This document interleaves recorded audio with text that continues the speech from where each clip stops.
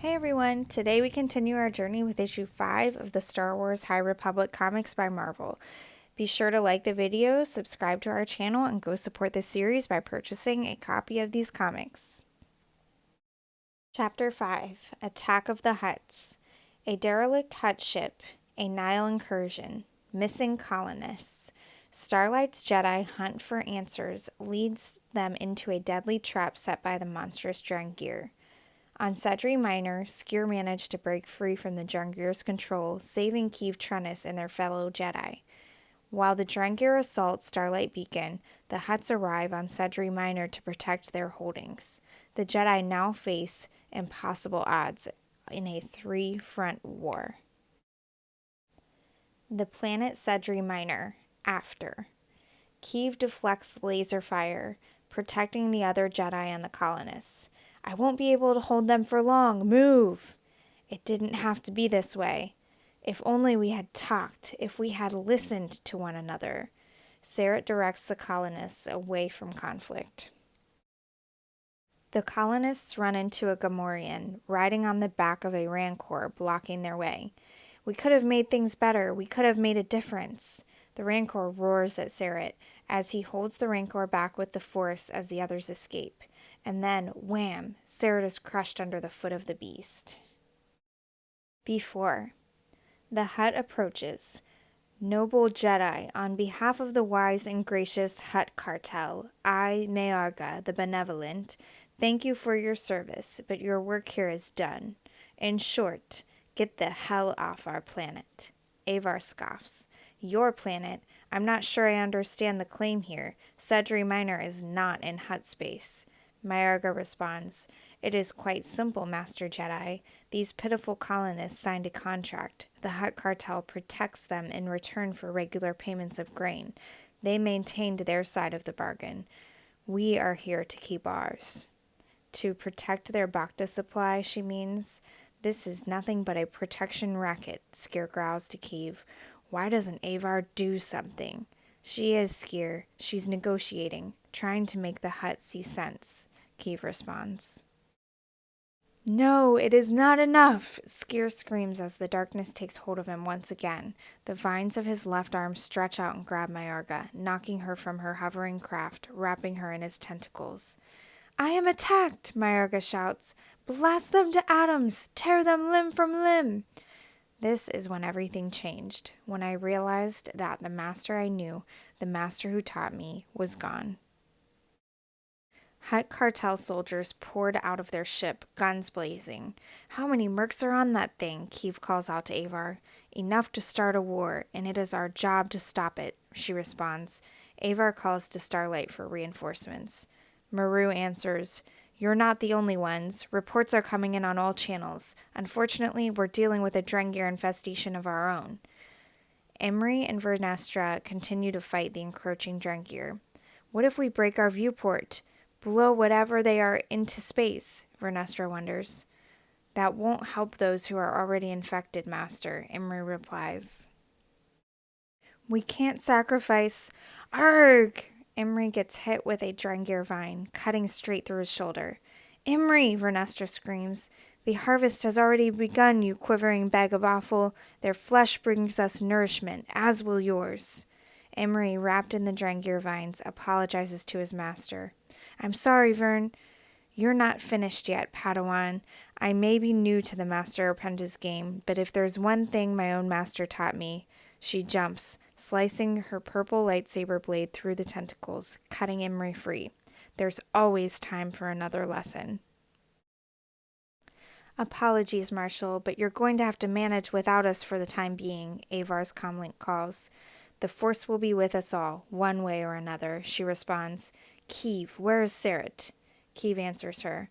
Oh, you know, keeping busy. In the mouth of the Rancor, Serret is holding the beast's jaw open to avoid being crushed and devoured. What we wouldn't give for our lightsaber about now. Tarek calls from above. That's the good thing about being in two places at once, sibling.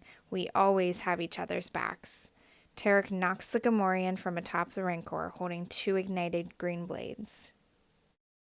Tarek rests a hand on the beast. Sleep, he says. Tarek, the things we have seen, that the Drengir did to us, Seret starts. That is in the past, Seret. Now we are whole once more. Tarek hands Seret a lightsaber, and will never be separated again. For light and life, they call in unison as they race back into battle. Avar slashes her blade, deflecting blaster fire. The Hutt's army won't stop until their commander is free. Skeer, you have to release her. I don't think either of them are listening, Keeve yells. Myarga takes control of the tentacles and throws Skeer back, crashing into a wall. Trandoshan scum, no matter how you dress yourself, you're all just worthless lizards at heart. Keeve raises her hand and force throws Myarga, slamming her into the wall. No one is worthless, especially not Skeer. Typical Jedi, closing ranks, Myarga answers. He's diseased, can't you see that? I see someone in pain, someone who's lost himself. Come back to me, Skeer, come back to us all. Skeer sits, slumped over on the ground. I don't know how. I can't control it. Keeve clicks her saber hilts together. That's just the point, you stubborn old Breezak. She ignites her blades and slices the viney arm, cutting it from Skeer's body. Skeer screams in pain.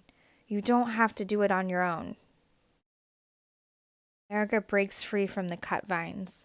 At last, Myarga the Merciless is free. No Jedi will be safe from my wrath. Avar pushes her back, holding her in the air with the Force, spinning her lightsaber behind her. This isn't a hologram, my friend. There are larger forces at play here, dangers to both Republic and Hutt territories. Skeer, still controlled by the darkness, calls to Keeve. They do not understand. It is beyond their comprehension. Here is another stupid meat. Did you think severing the roots would stop us? I kinda hoped, Keeve answered honestly. The vines and roots from his arm grew down into a blade. Then you prove my point. He swings his arm at her. You do not deserve to live. Keeve ignites her blade. Skeer, you have to listen to me. This isn't you. You're better than this. Cal, packing a bag of all his valuables, says to himself, Work for the Hutts, they said. You'll be rich, they said. Well, there are easier ways of making money. Less dangerous ways of making money, for that matter. He closes his sack. Like wrestling Wookiees. The rest of the colonists arrive at his doorway. Going somewhere, Cal? No, I mean, yes, he stutters. I was preparing a shuttle, free passage for anyone who wants to get away from this mess. The male Rodian gets in his face. Liar, he screams. This is all your fault. There are monsters under the ground, and we didn't even know. We should have called the Jedi as soon as the disappearances began, but you wouldn't let us. Instead, you took our credits and beat us if we dared to speak out. He smacks Cal hard, sending him to the ground. My son is dead because of you. His wife pulls him back. Niso, don't. It won't bring Julius back. No, Dree, but it'll make me feel better. Cal sneers. Looks to me like we're not all that different, Niso. We both think with our fists when it suits us. The only difference is... The wall of the building crumbles. A giant rancor breaks through, looking for its next meal. I know when I'm beaten, Cal finishes as he runs off. So long, rancor bait. With lightsabers entwined, Keeve calls to her master. I'm not giving up on you, Skeer. Skeer is gone, he replies. Not if these lightsaber skills are anything to go by. Master, please. I know you can beat this. I believe in you, she replies as she kicks him away. The darkness leaves him for a moment. You shouldn't. I don't have long. Their influence is too great. You need to know why I did this. You told us, Keeve responds. You needed to find out what the Drengir had planned. No, that wasn't it. Not completely. My connection to the Force, it's fading. It's been happening for a while. I don't know why. I should have sensed the dark side at the heart of this planet, but I couldn't. Why didn't you tell me? Keeve asks. I was ashamed. I felt that I'd let you down, Skeer finished. But you wouldn't. You couldn't. It doesn't matter, Keeve. Not anymore. The Drengir, they're not gone. That's the trouble with plants. Pull them up or cut them down. All they need is one tiny scrap in the darkness, a seed or a root. Hidden away, out of sight, out of mind, they grow back, stronger than before, indomitable, unyielding. Elsewhere, Vernestra and Maru struggle to contain the Drengir on Starlight Beacon. Cal is wrapped up in their vines, with the Drengir ready to devour their next victim. Surely there's something we can do, Keeve questions. There is one last way to hold them back. One last chance of survival. But you're not going to like it. Avar continues to deflect the onslaught of laser fire from the Hutt. You can't win this fight, Jedi. That's what I've been trying to tell you, Myarga. It's a battle neither of us can win, Avar responds. Maru, she calls, are you still receiving distress calls about the Drengir? By the thousands, yes, Maru answers.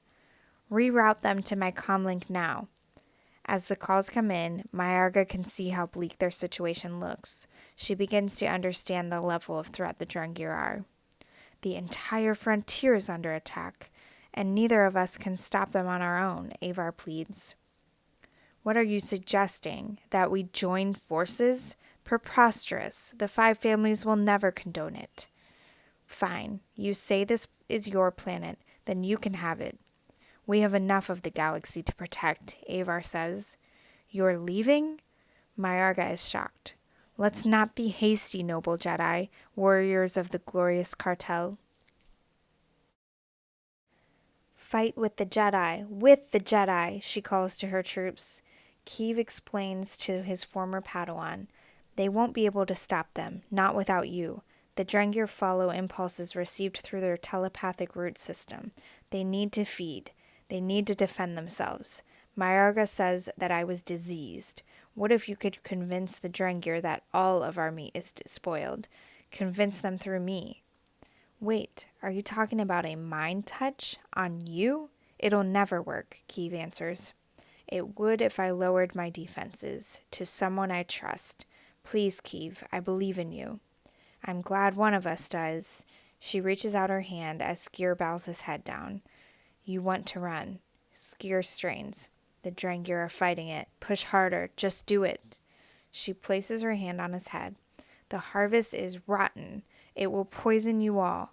You need to run. You want to run. Skeer growls in pain. Yes, run. Unclean, unclean. What are they doing? Myarga asks as the Drengir begin to retreat. They are cowards. Cowards that can be destroyed. Tear the overgrown mural weeds to shreds. Maru, noticing the same, calls to Avar. Maru to Marshal Chris. The Drengir. They're pulling back, almost as if they're afraid. Do you know what's happening? No, she replies, but at this point I'll take whatever blessing the Force will grant us. Maybe the tide has turned. Light be praised, Maru declares. Let's not get ahead of ourselves. From what Skeer told us, the Drengir never give up. Myarga interrupts. Your pet Trandoshan? He's one of them. He should be put to the saber. Never, Avar answers her. Whatever they've done to him, Skeer will be restored. Keeve lays over a lifeless Skeer, terror in her eyes. Skeer, this wasn't part of the plan. Don't you do this. Do you hear me? Don't you dare. Join us next time to catch the next chapter in the Star Wars High Republic comics by Marvel.